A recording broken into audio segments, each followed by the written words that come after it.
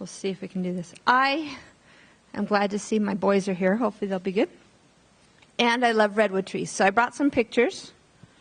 I'm fascinated by everything about redwood trees, the way they grow, their size, their longevity, the biomass they support, their height and color and smell, and their ability to withstand nearly everything nature throws at them. I love the way the fog drifts in between their trunks and branches every morning, and how, after it condenses on the needles hundreds of feet above me, it turns to a rain shower on a quiet forest floor and nourishes so many other plants and animals. Redwood trees don't change physiologically as they age. Their growth slows, but they don't deteriorate, and they don't die of old age. Their natural enemies are few, some fungi and beetles that can cause local damage, and no disease is known to kill them. Only the vagaries of climate change, intense forest fires, occasional harsh storms, and on a more immediate scale, chainsaws threaten their existence. Did you know that even though California's coastal redwood trees are hundreds of feet high, taller than our tallest temples, and competing for sunlight at the tops of forests as tall as some city skylines, even though these trees are the tallest living organisms in the world, their roots are not very deep, only 4 to 6 feet. But those same roots do spread out about 125 feet, intertwining with the roots of other trees in the forest. They depend on their communities to remain standing during windstorms and floods. If it weren't for the support of their neighboring trees, an intense winter storm could easily topple one of these green giants. Now, redwood communities are often not just random trees, but children of a single parent tree. As redwoods mature, special portions near the ground called burls create new sprouts ready to grow and take over when the mother tree is too injured, when the light in the forest changes, or when there's enough damage that it causes the tree to slow down its growth. Should the parent tree fall, it is likely to leave a ring of smaller trees surrounding it. Eventually, these rings and circles grow larger, and they're called fairy rings, and they grow even larger and are called cathedral rings. I've yet to introduce anyone to a quiet redwood cathedral ring who is not awed by the experience. But what does any of this have to do with my Mormon life? Quite a bit, actually. My Mormon roots developed and grew in a community of religious seekers. Pioneering ancestors searched for new ways to express their religious yearnings and found or created new places to meet God. Many of them found their way here to Salt Lake City, where they worked together to create their own ring, sheltering both new converts and new babies. This community continues to run wide and has spilled out of the Great Basin, beyond the shadows of the everlasting hills, and across continents and oceans. My communal roots are often connected via an electronic superhighway, which provides me opportunities to share, laugh, cry, comfort, mourn, and rejoice with other Mormons in practically the same moments that they experience their lives, despite the vast distance in time and space. Although our cathedral ring is not physically connected like the Redwoods cathedral rings are, we have created a sacred space between us where lives intersect with the gospel and we share one another's burdens and rejoicings. Like many of us, some redwood trees don't have roots in physical familial communities.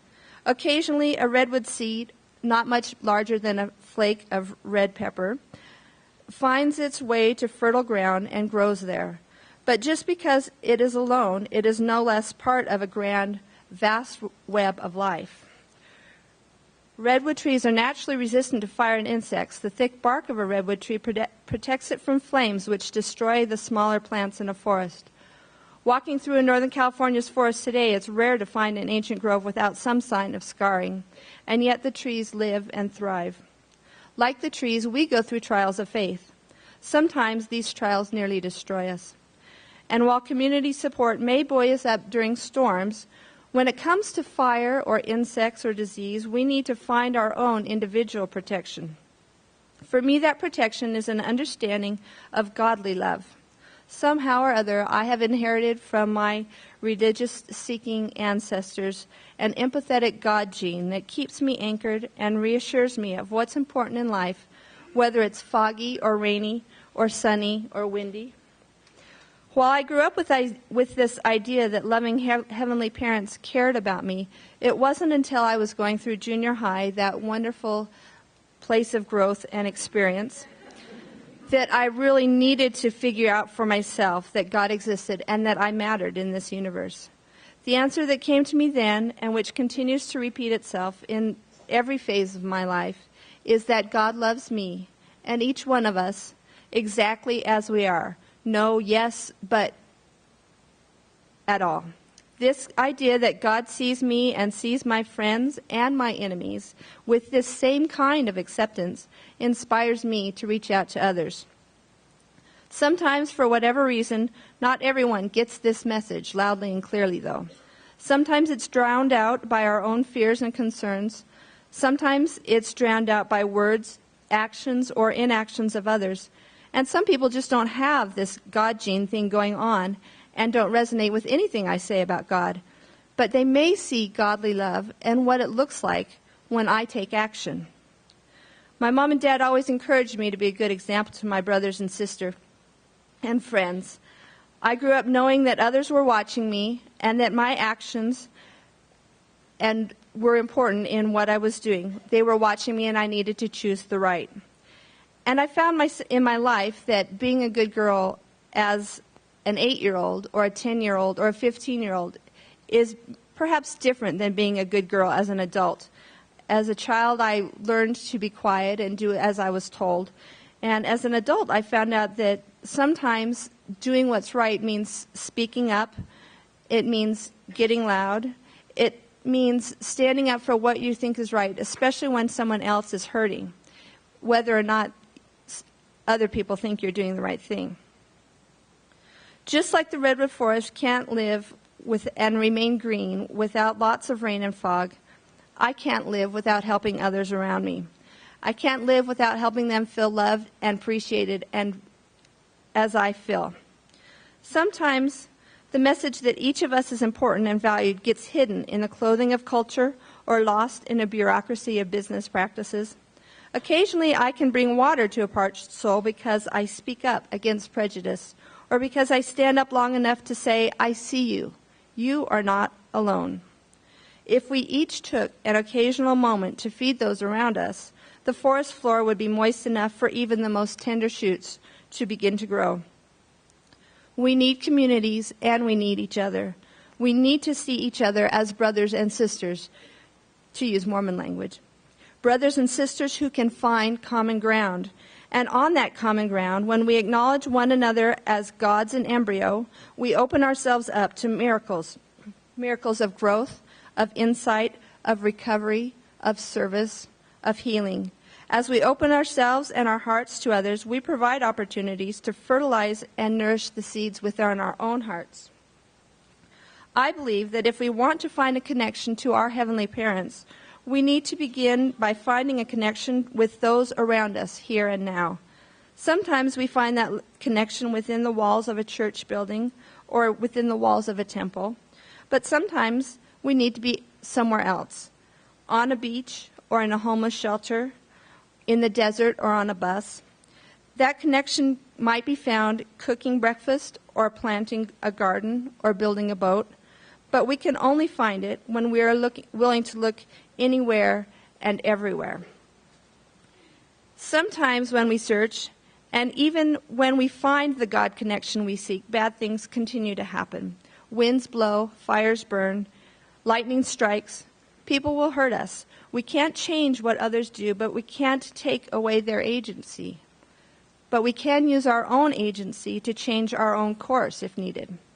Just as ancient redwoods have survived for hundreds of years, we have the stamina to survive as well. And once we've weathered a storm, we can support others in their storms. And perhaps that's what it means to be a Zion people, that we find ways to connect and support and love, sometimes out in the open where our branches touch as they sway in the wind, and sometimes, and perhaps more powerfully, and perhaps more importantly, underground, where roots reinforce and nourish each other in an intricate web. I truly believe that we are God's miracles. We are God's hands supporting one another and reaching out to make a difference in our communities. If we fail to remember that love is a verb, an action verb, we may be allowing other trees and perhaps even other more fragile organisms within our vicinity to die. I love the message of this hymn written by a Catholic priest. For me, it embodies what it means to be a follower of Christ. I, the Lord of earth and sky, I have heard my people cry. All who dwell in deepest sin, my hand will save. I, who made the stars of night, I will make their darkness bright. Who will bear my light to them? Whom shall I send? Here I am, Lord. Is it I, Lord? I have heard you calling in the night. I will go, Lord, if you lead me. I will hold your people in my heart. I, the Lord of snow and rain, I have heard my people's pain. I have wept for love of them. They turn away. I will break their hearts of stone and give them hearts for love alone. I will speak my word to them. Whom shall I send? Here I am, Lord. Is it I, Lord? I have heard you calling in the night. I will go, Lord, if you lead me. I will hold your people in my heart. I, the Lord of wind and flame, I will tend the poor, the lame. I will set a feast for them. My hand will save. Finest bread I will provide till their hearts be satisfied. I will give my life to them. Whom shall I send? Here I am, Lord. Is it I, Lord? I have heard you calling in the night. I will go, Lord, if you lead me. I will hold your people in my heart. We are God's hands. We are the light bearers. We are those who speak the love of God. We are those who serve the food and tend to the downtrodden. If we don't do it, there are no others. Let us answer the call. Let us build a community. I will lift you. You will lift me. Together we will change the world, and it will be a better place because we have been here.